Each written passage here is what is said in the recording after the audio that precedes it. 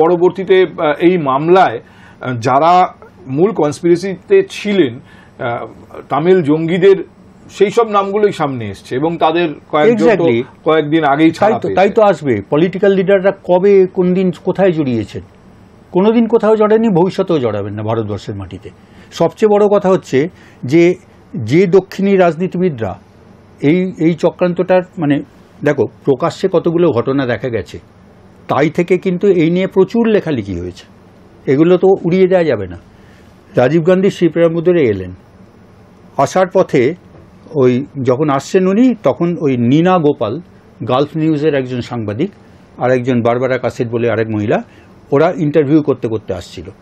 তা নীনা গোপাল ওর বইতে লিখছেন পরিষ্কারভাবে যে রাজীব গান্ধী যেভাবে মানুষের সঙ্গে মিশে যাচ্ছেন, আমার নিজের ভয় লাগছে যে কোনো সময় আমরা সকলে না উড়ে যাই।